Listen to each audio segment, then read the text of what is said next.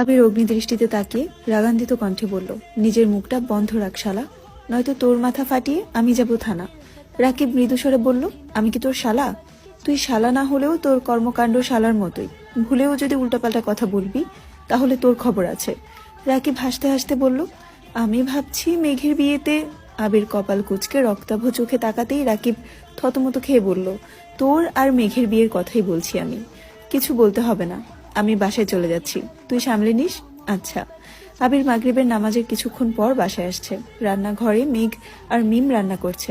বাড়ির 3 কর্তি সোফায় বসে চা খাচ্ছেন আর গল্প করছেন। আবির বাসায় ঢুকে এই দৃশ্য দেখে ভ্রু কুচকালো। কিছু বলতে গিয়েও বলল না। নিজের রুমে গিয়ে ফ্রেশ হয়ে কিছুক্ষণ পর নিচে আসছে। আবিরকে দেখেই মালিহা খান বললেন, কিরে আবির, কফি করে দিব? না, তোমরা গল্প করো, আমি করছি। তুই রান্নাঘরে যাবি? আবির গম্ভীর কণ্ঠে বলল। কেন, রান্নাঘরে যাওয়া কি বারণ? আমাদের জন্য বারণ। মেঘ ফোন নিয়ে রান্না করতে গেছে, আমাদের আশেপাশেও ভিড়তে দিচ্ছে না। দেখ তোকে অনুমতি দেয় কিনা। আবির রান্নাঘরের কাছে যেতেই মেঘ চেঁচিয়ে উঠল, আপনি রান্নাঘরে আসবেন না। কেন? আপনার কি লাগবে বলুন, আজ রান্নাঘরের দায়িত্ব আমার। আবির উষ্ণ স্বরে বলল, আর তোকে দেখে রাখার দায়িত্ব আমার। আবিরের কথা শুনে মেঘের থেকেও বেশি মিম লজ্জা পেয়েছে। দুজন প্রেমিক প্রেমিকার মাঝে তৃতীয় পক্ষ হিসেবে থাকতে চায় না সে, তাই মাথা নিচু করে চুপচাপ বেরিয়ে যাচ্ছে। আবির রাগেশ্বরে বলল, তুই কোথায় যাচ্ছিস? মিম আস্তে করে বলল, রেস্ট নিয়ে আসতেছি। আবির গ্যাসে গরম পানি বসিয়ে মেঘের রান্নাগুলো চেক করছে। পোলাও, ডিম ভুনা ছাড়াও আরো 2-3টা আইটেম অলরেডি করে ফেলেছে। রান্নাঘরের একপাশে রান্নার ভিডিও চলছে। আবির সবগুলো একটু একটু করে টেস্ট করছে, আদৌ খাওয়ার যোগ্য হয়েছে কিনা বোঝার জন্য।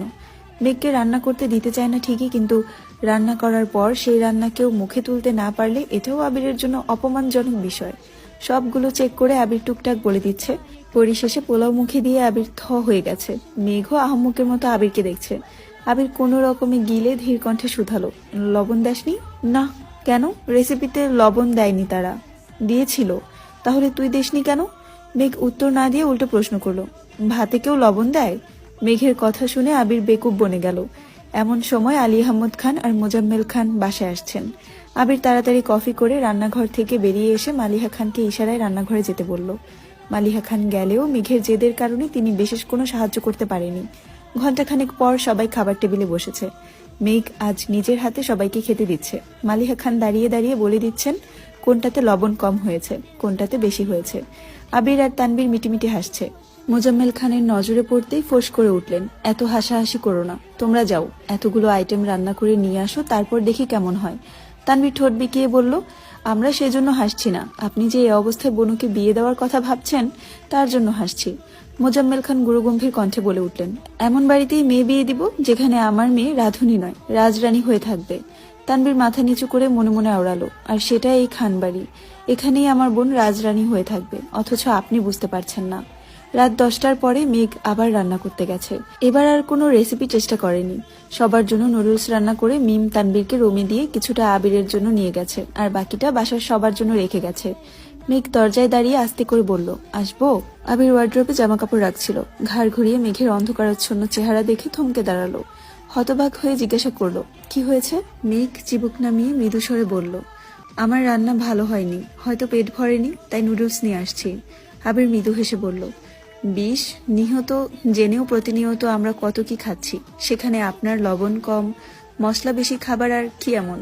মেঘ কাদো কাদো মুখ করে বলল, আমি কিছুই ঠিক মতো পারি না। আবির কোমল কণ্ঠে ডাকলো, ম্যাম।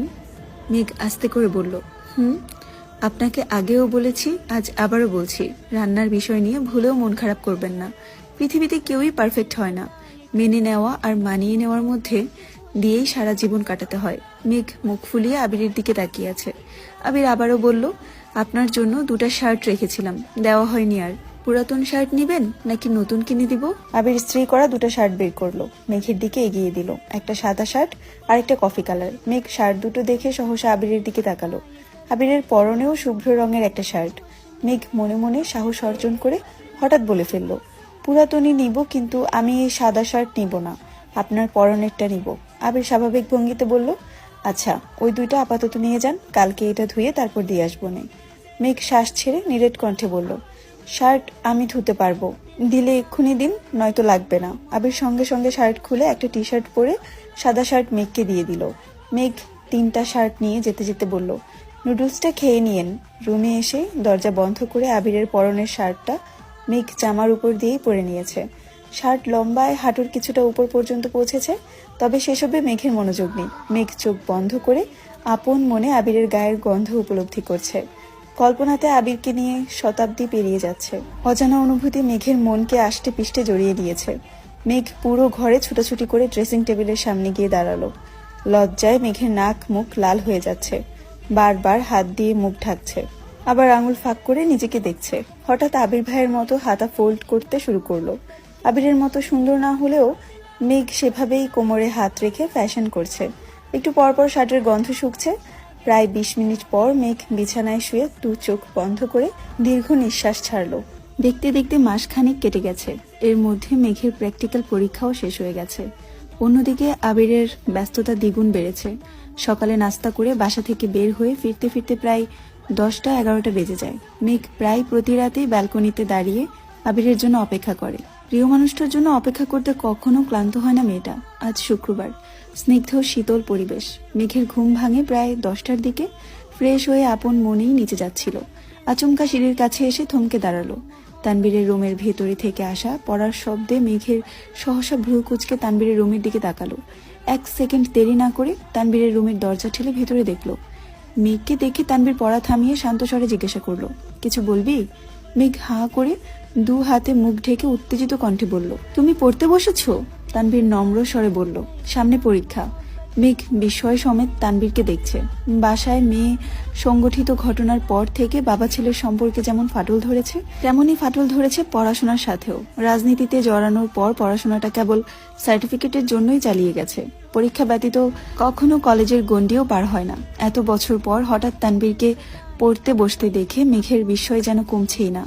এক ছুটে গেল হালিমা খানের কাছে। একে একে সবাইকে তানবীরের পড়ার কথা বলছে। সেসব কথা শুনে মিম আর আদিও তানবীরকে এক নজর দেখে গেছে। মেঘ রুমে এসেই দেখে বন্যা কল দিয়েছে। বন্যার কল রিসিভ করেই মেঘ উত্তেজিত কণ্ঠে বলল, জানিস কি হয়েছে? বন্যা আতঙ্কিত কণ্ঠে বলল, কি হয়েছে? ভাইয়া পড়তে বসেছে। বন্যা ভ্রু কুচকে গম্ভীর কণ্ঠে বলল, এমন ভাবে বলছিস, আমি তো মনে করেছিলাম কাউকে মার্ডার করে ফেলেছে। অবশ্য বলা যায় না, করতেও পারেন। মেঘের হাস্যোজ্জ্বল চেহারায় মুহূর্তেই বেদনার ছাপ স্পষ্ট প্রতীয়মান হচ্ছে। উজ্জ্বল দৃষ্টতা অন্ধকারে আচ্ছন্ন হয়ে গেছে। মুখ ফুলিয়ে শ্বাস ছেড়ে ভারী কণ্ঠে বলল, সরি, আমি ভাইয়ার ব্যাপারে তোকে কিছু বলবো না ভেবেছিলাম, তারপরও মুখ ফসকে বেরিয়ে গেছে। কিছু মনে করিস না প্লিজ। বন্যা ভাব নিয়ে বলল, অনেক রাগ দেখানো হয়েছে, থাক বেবি, আর রাগ করতে হবে না। আর আমিও সরি, আসলে এভাবে তোর কলিজার টুকরা ভাইকে নিয়ে কথা বলা উচিত হয়নি। মেঘ মৃদু হেসে বলল, বাদ দে এসব কথা, এখন তুই বল কেন কল দিয়েছিলি? শুনলাম মিনহাজের পা ভেঙে গেছে। বন্যা কথা শেষ করার আগেই মেঘ ফোঁস করে উঠে রাগী স্বরে বলল, তুই কি বলতে চাচ্ছিস, আমার ভাই ওর পা ভেঙে ফেলেছে? বন্যা রাজভারী কণ্ঠে বলল, আমি এই কথা বলবো কেন? বুঝলাম ভাইকে খুব ভালোবাসিস, তাই বলে আমার কথা শেষ করার আগেই চিৎকার দিয়ে উঠবি? ঠিক আছে বল, ফুটবল খেলতে গিয়ে কিভাবে যেন পা ভেঙে গেছে, এখন হাসপাতালে ভর্তি আছে, মিষ্টিরা সবাই দেখতে যেতে যাচ্ছে। তুই তাদের নাম্বার ব্লক করে রেখেছিস, তাই আমাকে বারবার কল দিচ্ছে। তুই যাবি? মেঘ ধীর কণ্ঠে বলল, আজ শুক্রবার, আব্বু বড় আব্বু সবাই বাসায়, দেখি যেতে দেয় কিনা। আচ্ছা, আমাকে জানাস। ঠিক আছে। মেঘ নিচে আসতেই আব্বুর সাথে দেখা। মেঘ ভয়ে ভয়ে বলল, আব্বু, আমার একটা ফ্রেন্ডের পায়ে ব্যথা পেয়েছে, সবাই দেখতে যাবে, আমিও যাই? মোজাম্মেল খান মেয়ের দিকে তাকিয়ে মলিন হেসে বলল, ঠিক আছে যাও, তানবীরকে নিয়ে যেতে বলো, ভাইয়া পড়তেছে। মোজাম্মেল খান আশ্চর্য নয়নে তাকিয়ে বললেন, কি, তোমার ভাই পড়তে বসেছে? মেঘ নিঃশব্দে হেসে বলল, হ্যাঁ, অনেকক্ষণ যাবৎ পড়ছে। হঠাৎ পড়তে বসার কারণ কি? জানি না, ভাইয়াকে ডাকবো? মোজাম্মেল খান ধীর কণ্ঠে বললেন, না থাক, পড়তে যেহেতু বসেছে পড়ুক, তুমি বরং আবিরকে বলো নিয়ে যেতে। আবিরের নাম শুনেই মেঘ আতঙ্কিত কণ্ঠে বলল, না, আমি একাই যেতে পারবো।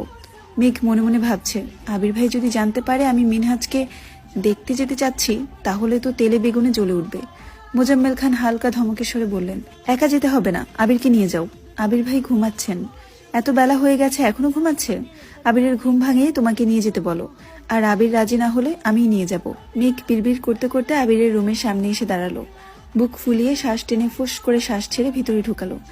আবিরের মায়াময় ঘুমন্ত চেহারা কিছুক্ষণ তাকিয়ে থেকে আস্তে করে ডাকলো, আবির ভাই। আবির ঘুমের মধ্যেই জবাব দিল, মেঘ খানিক থেমে মৃদুস্বরে আবারও ডাকলো, আবির ভাই। আবির ঘুম ঘুম চোখে তাকিয়ে মেঘকে দেখেই মুচকি হাসলো। আবিরের সদ্য ভাঙা স্বপ্নটা আবারও চোখের সামনে ভেসে উঠেছে। মেঘের মায়াবী আদলে তাকিয়ে মোলায়েম কণ্ঠে বলল, জি ম্যাম, বলুন।